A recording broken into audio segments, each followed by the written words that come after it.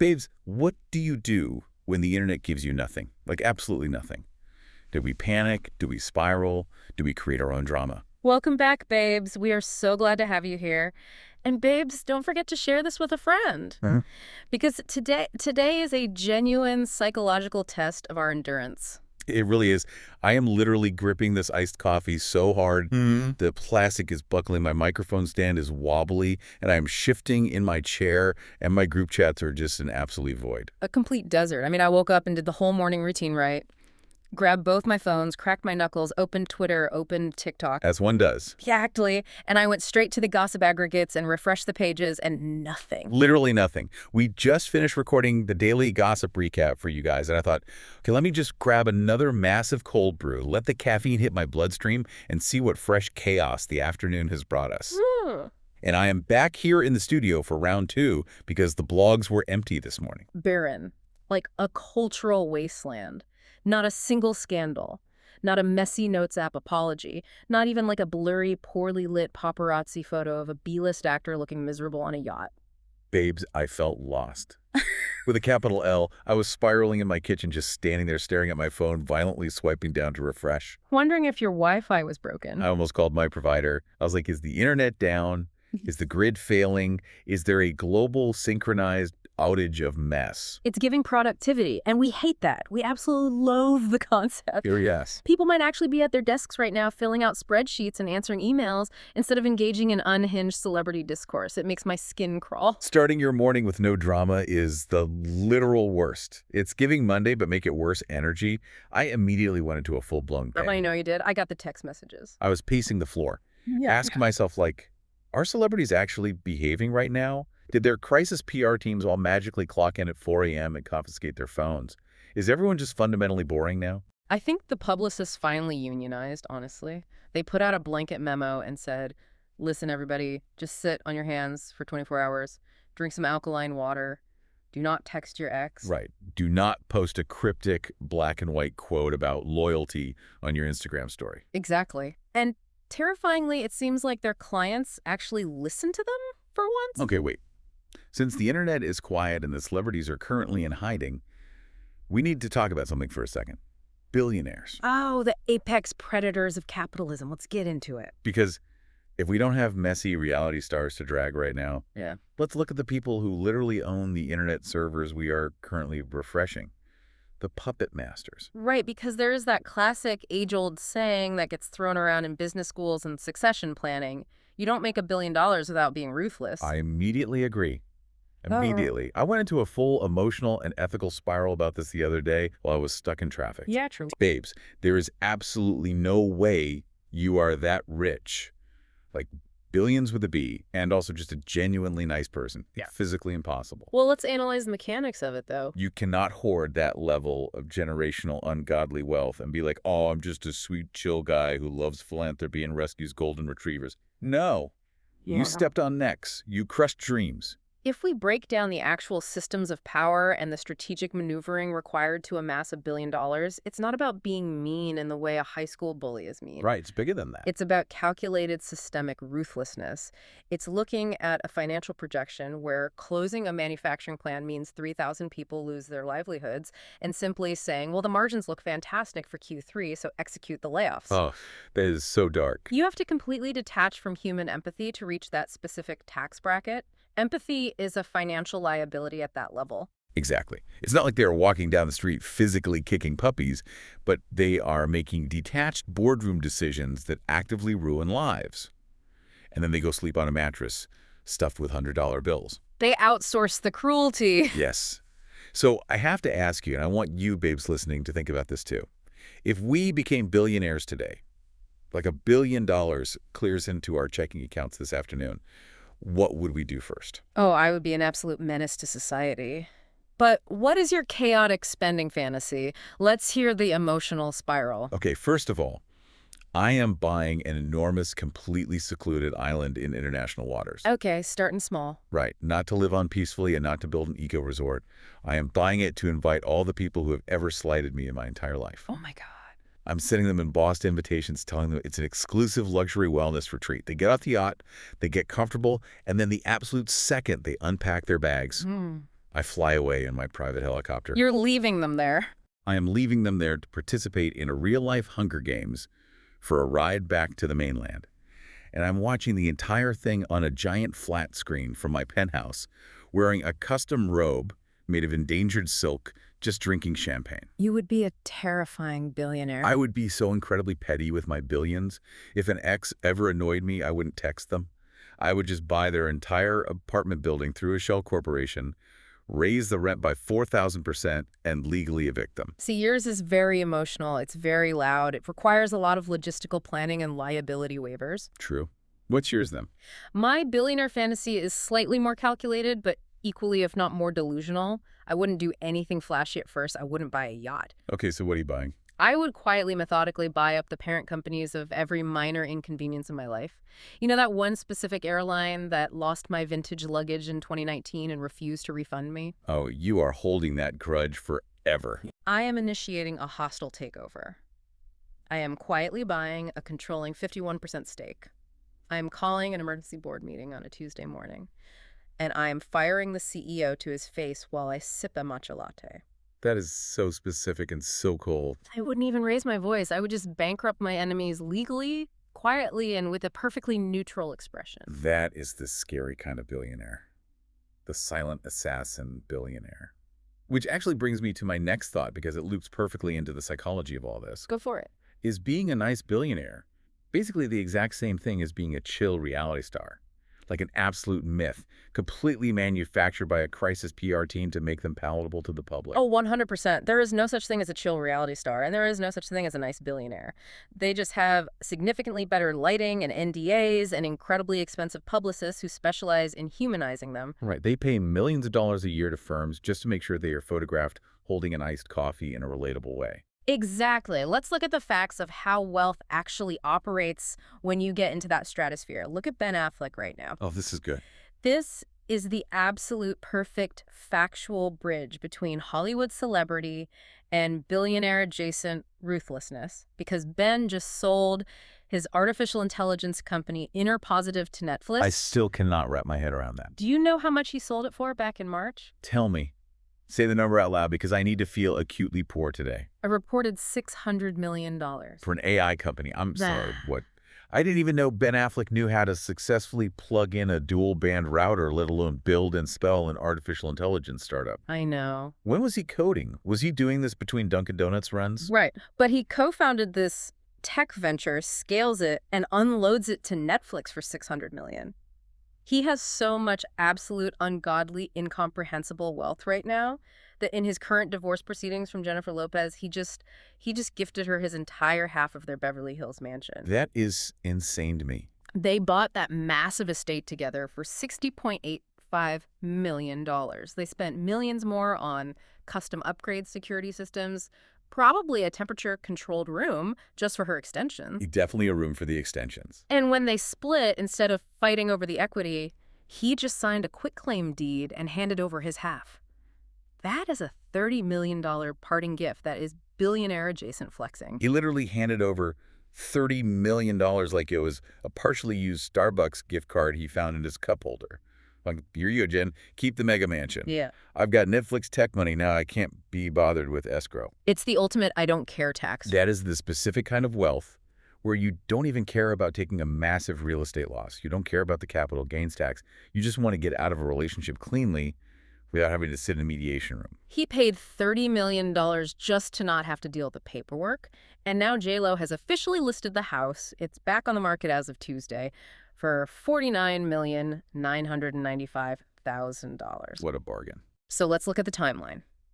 They originally listed it for around $68 million in July of 2024. They couldn't move it because the luxury market above $50 million is incredibly stagnant right now. Right. Nobody is buying at that level. The divorce settles in February 2025. Ben gives her his half, and now she's listing it at a massive, almost $20 million discount because she owns the entire asset free and clear now. Oh, wow. Even at a lower price point, she's taking home all the profit. She has zero mortgage to pay off on his end. It's a 38,000 square foot house, 12 bedrooms and 24 bathrooms. Let's pause on that.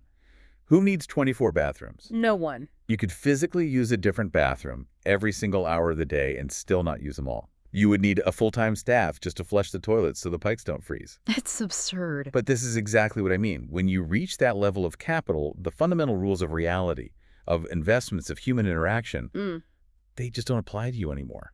You are playing a completely different game on a completely different board. Exactly. You are insulated from consequence. And speaking of that mega wealth and the specific ecosystem of people who orbit it, let's pivot to how people treat you when you get proximity to those billionaires. Oh yes, the social climbers. Because the social climbing in those circles isn't just networking. It is an Olympic sport with incredibly high stakes. Oh my God, yes. The social correction. Yeah. We absolutely need to talk about Meghan Markle and Lauren Sanchez. And let me legally state right up front so we don't get a cease and desist, allegedly. Everything we were discussing is allegedly. We love a legally compliant alleged social maneuver. So according to the latest reporting, Meghan Markle is suddenly going out of her way, moving mountains to befriend Lauren Sanchez, who, as we all know, is currently engaged to Jeff Bezos, one of the richest men to ever walk the earth. Right. Meghan is allegedly sending her highly curated gifts, personal handwritten notes on custom stationery, and my absolute favorite detail, homemade jam. The homemade jam. Yeah. What is the sociological obsession with wealthy women and preserves? I have no idea. Why is fruit jam the ultimate unspoken currency of the ultra-rich? Are they out there churning their own butter too? Are they raising heritage chickens? Probably. It's so aggressively performative. It's this weird cosplay of domesticity. Look at me. I have $100 million. I stood over a boiling pot of pectin for you. But the quote from the insider is what actually sent me into orbit. They called this sudden friendship push a social correction. Because apparently before Lauren Sanchez locked down the Amazon founder, Meghan did not take her seriously at all as a figure in high society. Oh, absolutely. And if you think about it from a structural hierarchical standpoint, it makes total ruthless sense. Explain. Lauren Sanchez was an entertainment reporter. She was on television reading teleprompters. Meghan Markle was an actress on a cable network who then married an actual British prince. Right, the hierarchy. In the rigid, archaic hierarchy of global high society, a duchess vastly outranks a TV host. It's not even a competition. But then that TV host gets engaged to the third richest man on the planet. And overnight, the entire power dynamic flips. The ultimate trump card. Bezos money outranks a royal title. Exactly. Suddenly, Lauren has unrestricted access to global media empires. The heads of European fashion houses, international business titans, and high-profile private events that money literally cannot buy unless you are the one funding the GDP of a small nation. Her social standing skyrocketed into the stratosphere. And Meghan, who is currently trying to build a massive lifestyle brand and secure elite investors, is allegedly scrambling to catch up and get back in her good graces. The sheer shade of it all. I'm living for this insider quote. The source actually said Lauren reminded Meghan of Meghan. That was always the real issue. I gasped when I read that. I had to put my coffee down on the counter and take a deep breath. It's so good. That is not just gossip. That is a profound psychological read. They're essentially saying Meghan didn't like Lauren initially because she looked across the room and saw another fiercely ambitious woman climbing the exact same social ladder using the exact same playbook. And now that Lauren has reached the absolute pinnacle, Meghan is FedExing her strawberry preserves to apologize. It's fascinating because it completely pulls back the curtain on how transactional these elite circles truly are. Real friendship doesn't exist. It's just an exchange of access. And Lauren's newfound influence is reportedly changing how every single person in Hollywood and Montecito treats her. But Meghan's sudden, frantic scramble for fashion and society credibility makes complete strategic sense right now, especially when you look at what happened just this week. Oh, you mean the snub? Because Meghan Markle was nowhere to be found at the Met Gala. The Met Gala. The absolute biggest, most exclusive night in global fashion. And she was completely absent. Not even a red carpet walk by. And according to royal expert Ingrid Seward, this wasn't a scheduling conflict. She didn't just have a prior engagement. Seward claims Anna Wintour completely intentionally snubbed her. Ouch. Seward went on Talk TV and broke it down, basically saying that missing the Met Gala is a massive structural blow for Meghan's current fashion and lifestyle ambitions. Because if you want to be a serious player in the luxury space, if you want brands to take your calls, you have to be seen at the Met. And if Anna Wintour, who controls that guest list with an iron fist, doesn't want you there, you aren't going. You cannot buy a ticket if Anna says no. That is so deeply humiliating. If Anna doesn't want you there, you aren't going. Imagine being a literal duchess. You have a royal title bestowed upon you by the British monarchy. Hmm. You have security details. You live in a multi-million-dollar compound. And you still cannot get past the velvet rope because a woman in dark sunglasses with a blunt bob decided you do not fit the specific artistic vibe this year. It just proves that in America, fashion royalty vastly outranks actual historical royalty. Anna Wintour is the supreme ruler. She is the absolute monarch of that carpet. Hmm. And honestly, low-key, do we think the Met Gala is the actual reason the blogs were so dry this morning? Wait, you might be onto something massive here. Think about the media mechanics. Every single person in pop culture media, every fashion critic, every gossip aggregator was covering the Met Gala last night. It dominated the entire internet bandwidth. It is a massive black hole for attention. Right when the Met Gala happens, no one drops a lawsuit, no one announces a divorce because they know it will get completely buried under a mountain of tulle and Swarovski crystals. And babes, it's such a visual event, like we can't even properly spiral about it without seeing everything. We need to see the fabrics, the tailoring, the structural disasters, the people who completely ignored the theme. But let's play a game. If we were invited to the Met Gala, let's just live in the absolute delusion for a second. Let's say Anna Wintour loses her mind and blesses us with an invite. Mm-hmm. What theme would you absolutely pray for? Oh. I would want a theme that is hyper-specific, incredibly intellectual, and physically difficult to pull off without looking entirely stupid. Like what? Like the architecture of deception, 18th century espionage. Something where you have to really deeply understand the assignment, or you just look like you're going to an adult prom. What would you wear to a theme like that? I would go so big it would be a safety hazard. I would want a theme like galactic monarchy, the tears of a dying star. I want pure, unadulterated drama. I want a custom-built gown with a 20-foot train made entirely of crushed, ethically sourced crystals that metaphorically represents my emotional baggage. Your emotional baggage is heavy. So heavy. I want it to be so structurally heavy that I require a full staff of 6 incredibly attractive, muscular men just to carry the train up those iconic stairs. I want a deep, profound emotional attachment to the look. You're gonna cry on the carpet, aren't you? I want to actively weep when my stylist put the corset on because it represents the constriction of modern womanhood and the weight of societal expectations. See, I am roasting that idea immediately. I am vetoing the crystal train. That is exactly how you become a meme for the absolute wrong reasons. How dare you? You are going to get to the top of the stairs, you're going to trip, and Twitter's going to compare you to a chandelier that violently crashed onto a 3-tier wedding cake. That is so mean, but probably true. So what are you wearing then? If I am going to the Met Gala, I am playing the game. I am wearing something highly strategic, incredibly shady, and aggressively fashion-forward. Yeah. I would wear a structural avant-garde piece that is so wide, so fortified with sharp geometric angles that it physically forces every other celebrity to keep a mandatory 6-foot distance from me. Oh my God. I want hidden blades in the hem. I want sharp jutting shoulders. I want a look designed entirely to spark aggressive internet discourse about personal boundaries in high society. You would literally weaponize your outfit. You would make couture hostile. I love that for you. But this is the ultimate Met Gala debate, right? Yeah.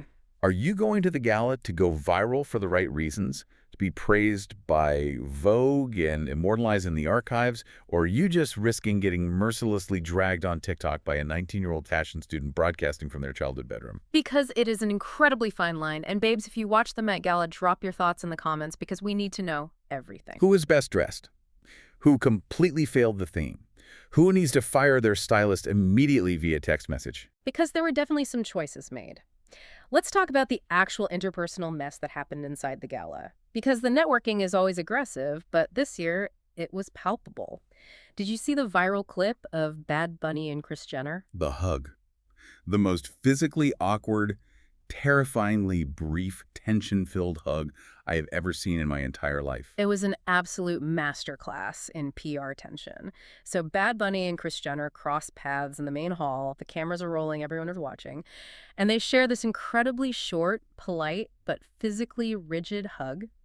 And the internet, because the internet misses absolutely nothing, immediately clocked the body language. Because we have to remember the context. He is Kendall Jenner's ex-boyfriend. They dated on and off from 2023 to 2024. They did a massive, highly publicized Gucci campaign together. They went to Vogue World in Paris together and sat front row. And now Kendall is reportedly dating Jacob Elordi. So Bad Bunny is standing there, probably just trying to look at a piece of historical art in peace, and suddenly the ultimate momager appears out of the shadows. Kris Jenner is maximizing her networking skills, making sure she is seen with every relevant artist, and he looks like his fight-or-flight response has been fully activated.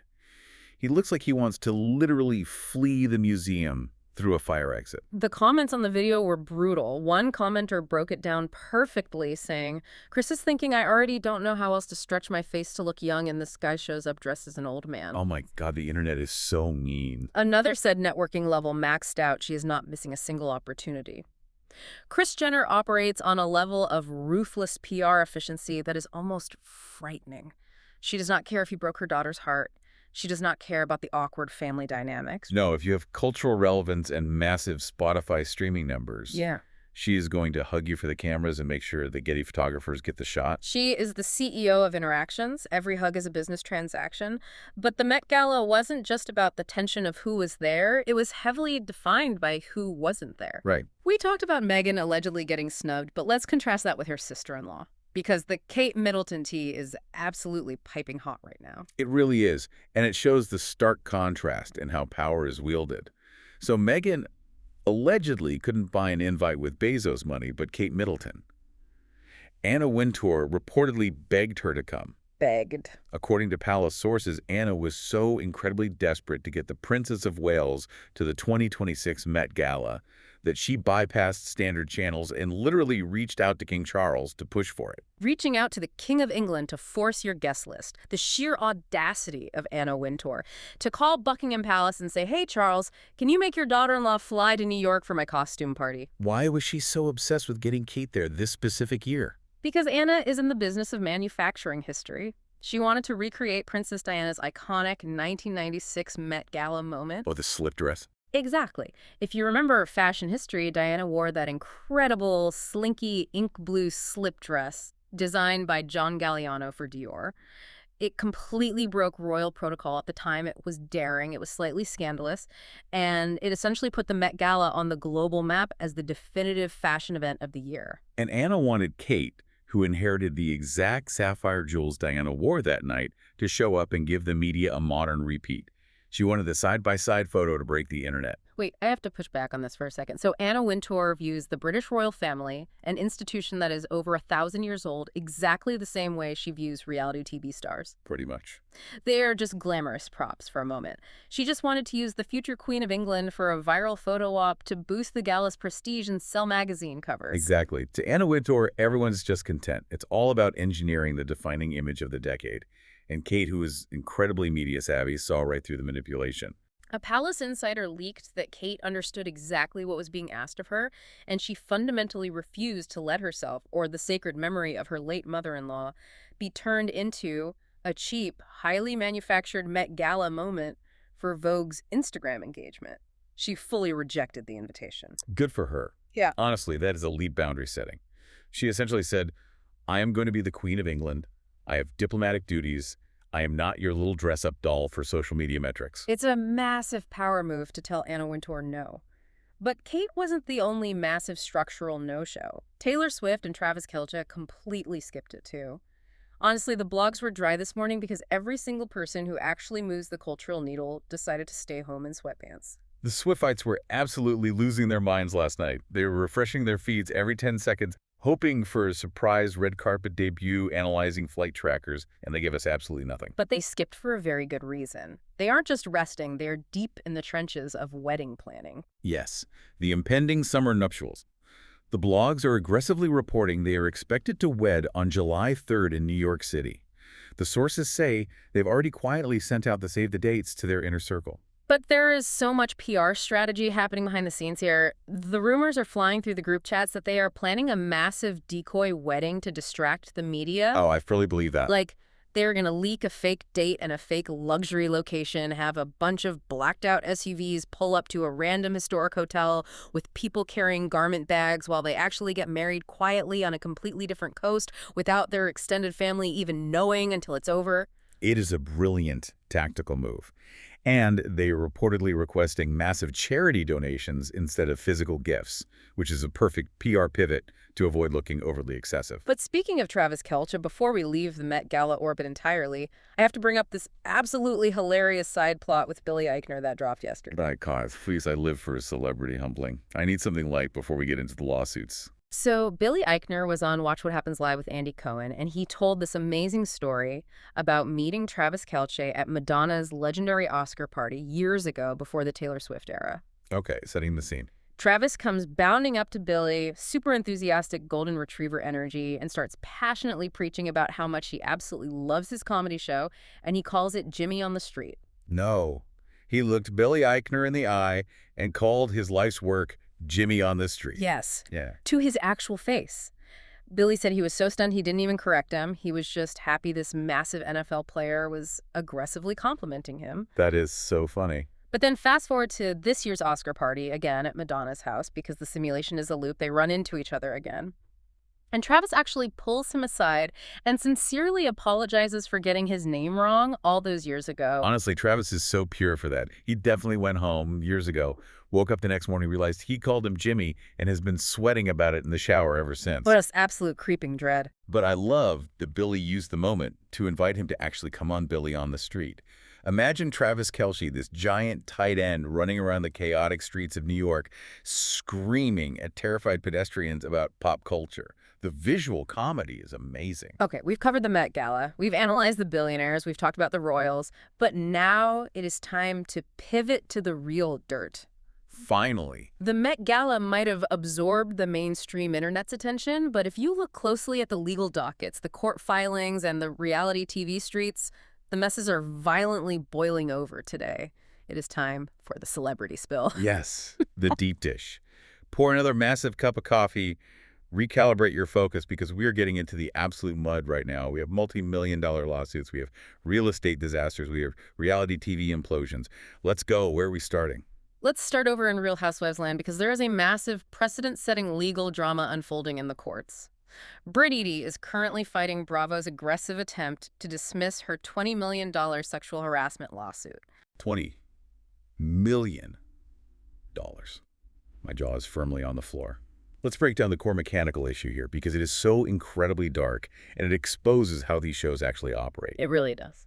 Britt is suing the network because during a season 16 filming event, her co-star Kenya Moore allegedly brought out highly explicit private photos of Britt, displayed them on massive professionally printed poster boards, and paraded them in front of the entire cast and crew while the cameras rolled. Just completely unhinged behavior. It was literal revenge porn, weaponized as a storyline prop. Even the other housewives who are paid to be dramatic were completely horrified. And that is truly saying something because that specific cast has seen absolutely everything. But let's look at this analytically from a legal standpoint. Bravo is filing motions to get the case thrown out entirely, and their defense strategy is fascinating and slightly terrifying for anyone working in reality television. What are they claiming? They are basically pointing to the standard boilerplate reality TV contract that Britt signed when she joined the show.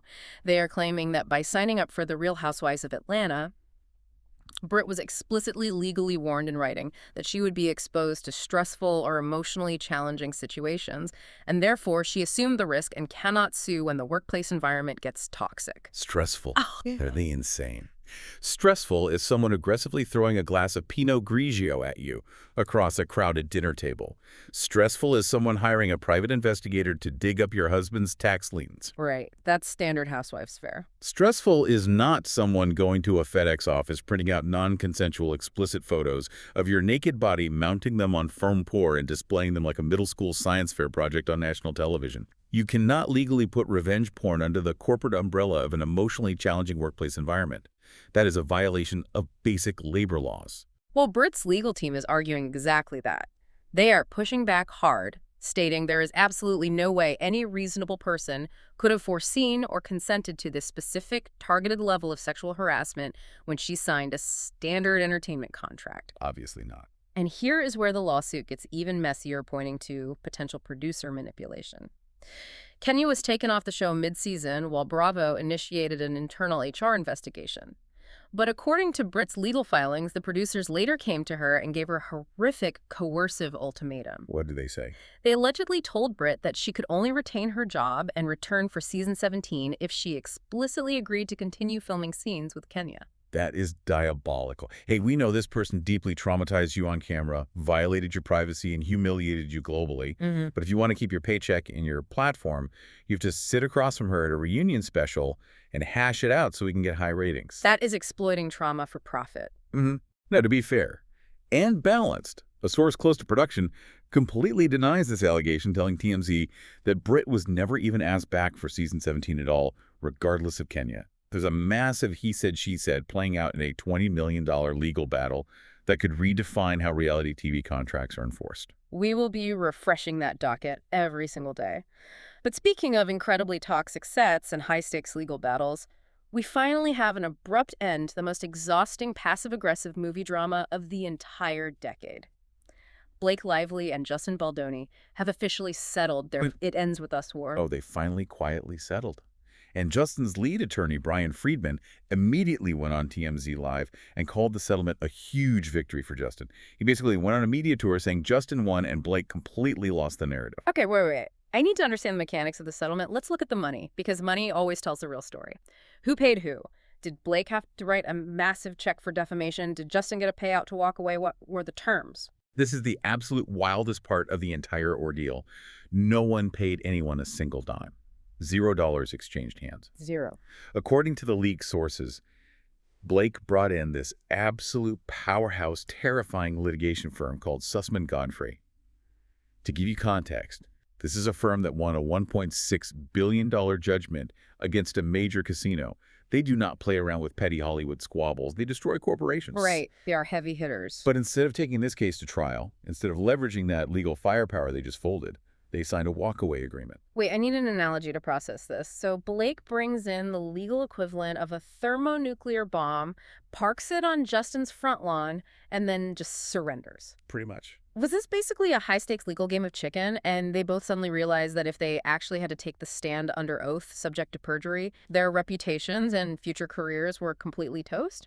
That is exactly what happened. It was the legal definition of mutually assured destruction. Back in April, the presiding judge had already gutted the vast majority of Blake's sexual harassment claims against Justin, ruling they lacked sufficient evidence. Because there wasn't any. If this went to a jury trial, they would both face absolutely brutal, highly publicized cross-examination. Justin's lawyers would have subpoenaed everyone and grilled Blake on the stand about her perceived unlikability, the hostile work environment she allegedly created, and her history of failed lifestyle businesses. Oh, that would be devastating for her brand. And Blake's lawyers would have aggressively grilled Justin on every single microscopic detail of his on-set behavior and directorial decisions. It would have been a bloodbath. The only people who actually won in this scenario were the lawyers who billed millions of dollars in hourly fees just to draft a 20-page settlement agreement that didn't even include a public apology from Justin. The lawyers always win. They always collect their retainers. But let's talk about another place where millions of dollars are being rapidly lost right now. Celebrity real estate. Oh, my favorite topic. Because breakups are not just emotionally devastating, they are financially catastrophic. We already talked about J.Lo listing the Beverly Hills mansion for $50 million, taking a huge, embarrassing public loss after Ben Affleck just handed her the keys and walked away to protect his Netflix millions. Right, but J.Lo's situation, as expensive as it is almost clean compared to the absolute unmitigated disaster that is Lily Allen and David Harbour's real estate portfolio. Let's look at the timeline. They split up, they finalized their divorce. Lily dropped a scathing, highly publicized album called West End Girl, directly accusing David of infidelity. And now they are desperately trying to sell their shared Brooklyn brownstone to liquidate their assets. Oh my God, the brownstone. I have thoughts. Let's look at the numbers first. They bought it for $3.3 million in 2021. They poured an absolute fortune into gutting it and redesigning it to their exact, highly specific tastes. Questionable tastes. Very. They originally listed it for $8 million. They couldn't get any bites. They finally had a tentative deal in place for $7 million in January, and the buyer just backed out. The deal completely fell through.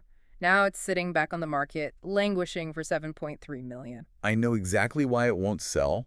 Do you remember the Architectural Digest video tour they did of this house in 2023? How could I forget? I have never in my entire life seen a more unhinged, deeply concerning collection of interior design choices. It was a literal cry for help, disguised as traditional English eccentric charm. It was aesthetically aggressive. Aggressive is the understatement of the century. First of all, the primary bathroom had a fully functional pink refrigerator in it. Why are you keeping snacks next to the toilet? Because they have money and no sense. And carpet. They put wall-to-wall floral carpet in a bathroom. That is an immediate, undeniable health hazard. The mold potential is staggering. Then they had a bedroom with absolutely zero windows that was painted entirely in this fleshy, terrifying shade of pink. It looked like you were sleeping inside the lining of a human esophagus. Wow, what an image. And the living room. The living room was the ultimate red flag. It had a tiger print TV room and these two massive custom green velvet sofas that were placed back-to-back in the center of the room. And we have to remember they explicitly stated on camera during the tour that the sofas were placed back-to-back specifically so they could sit on them while arguing. Who says that? Hey. Who consciously designs a room optimizing for marital conflict. Yes, please instruct the movers to put the heavy green velvet sofas facing opposite walls, so when I am absolutely furious about your alleged cheating, we don't have to make eye contact while we scream at each other. It's toxic architecture. And now they are shocked they can't sell the house. Gee. I wonder why a nice family moving to Brooklyn doesn't want to take out a $7.3 million mortgage on an argument chamber with a windowless pink dungeon. The depreciation on hyper-customized luxury real estate is brutal. The real estate agent's listing description is doing so much heavy lifting, it's hilarious. It calls the home a layered narrative of traditional English charm, modern Brooklyn sensibilities, and rich Italian influence. Translation, please. I am begging you, buy our incredibly expensive mistake so we can finalize this divorce. It's giving haunted. The energy in that house is permanently ruined. Fully haunted. Speaking of relationships that might be haunted by bad energy, let's do a reality check on the Kar-Jenners. Because the whispers about Kylie Jenner and Timothée Chalamet are getting incredibly loud. Finally. I feel like we've been waiting for this specific shoe to drop for months. What is the actual dynamic happening behind closed doors? According to the deeply embedded insiders, Kylie's inner circle, her sisters, her close friends, are urgently telling her to take a step back from the relationship. They've been linked since early 2023, but the dynamic is allegedly incredibly imbalanced right now. How so? Kylie is reportedly putting in a massive amount of emotional and logistical energy to keep the relationship positive and moving forward, while Timothy is being described by sources as withdrawn, emotionally distant, and hyper-focused on his own acting priorities and upcoming film shoots. It is the classic textbook relationship imbalance. We have all been there. You are doing all the emotional heavy lifting. Yeah. You are planning the private jet routes. You are sending the check-in texts. You are trying to integrate him into your family. And the guy is just floating around being mysterious and unavailable. It is exhausting. Totally exhausted. And what happened to the aggressive engagement ring rumors? Earlier this year, Kris Jenner's PR machine had everyone convinced she was flashing a massive diamond. The insiders are saying that narrative has completely shifted. There is zero indication they are aligned on the future. Kylie reportedly wants something serious, a blended family dynamic, and he is just busy. He's prioritizing his career. Shocking. Her friends are actively intervening, telling her to recognize her worth, stop carrying the entire relationship on her shoulders, and pull back her energy. Good. Drop the dead weight, Kylie. You are literally a billionaire cosmetics mogul. You have 2 children. You do not need to beg a brooding indie actor for basic emotional attention. Redirect that energy. And while Kylie is reportedly reassessing her romantic goals, Kim Kardashian is aggressively reassessing her professional ones. Kim has officially, publicly tacked out of the 2026 bar exam entirely. What? But her entire rebrand for the last 6 years has been about becoming a lawyer. She literally plays a high-powered attorney on that Ryan Murphy show. She has been carrying around law books as accessories. Well, the reality of the California bar is brutal. According to TMZ, she failed the exam again in July of 2025. She announced it in November, giving this whole highly produced speech on Instagram about how failing short isn't failure, it's fuel. Oh, the PR spin. It was a masterclass in spin. But apparently that motivational fuel has completely run out for now because sources say she has absolutely no plans to retake it this year. If she wants to take it again, she's pushing it all the way to 2027. 2027. That is not a delay. That is an abandonment. If I postpone one of my major publicly stated life goals to 2027, my friends would organize a clinical intervention. They would sit me down in a circle and be like, you are procrastinating on a pathological level. You need to be honest with yourself. Think about how old her kids will be in 2027. The geopolitical landscape of the world might not even exist in 2027. It's the ultimate pivot. When the narrative stops serving you, you just quietly delay it until the public forgets. True. But you know who isn't pivoting or backing down? Kate Middleton. We have to talk about the royal family because a massive new book is dropping on Tuesday that reveals the absolute final, irrevocable straw between Kate and Prince Harry. The definitive boundary, what Yeah. actually happened, because we know they've had bad blood and tension for years, Yeah. like ever since Harry and Meghan first got together and the Fab Four narrative collapsed. Right. The author, Christopher Anderson, is dropping a highly researched book, and in it, he reveals the exact specific moment Kate permanently cut Harry off. And surprisingly, it wasn't the release of his tell-all memoir, Spare. It wasn't the Oprah interview. Wait, really? So what was it? It was an interview Harry did in 2025. Oh, the timing of that is so incredibly sensitive. Deeply sensitive. In this 2025 television interview, Harry was talking publicly about King Charles's ongoing cancer diagnosis, and he looked at the camera and said, "I don't know how much longer my father has." Oh my God. You do not say that on national television. You do not put a ticking clock on your own father's mortality for a soundbite. Exactly. And you have to remember the intense emotional context behind Palace doors. Kate herself was diagnosed with cancer in 2024. She went through grueling preventative chemotherapy and only confirmed she was in remission in January of 2025. So she was living it. She is intimately deeply aware of how terrifying and destabilizing a cancer diagnosis is for a family. Christopher Anderson says Harry's careless comments about the king made Kate more disappointed than angry. It struck a deeply personal triggering chord. Of course it did. She knows exactly how demoralizing it is to sit at home fighting for your life and hear people on the news casually speculate about your survival timeline. That makes total empathetic sense. And I want to push back on this whole speaking your truth movement for a second. Because society praises authenticity.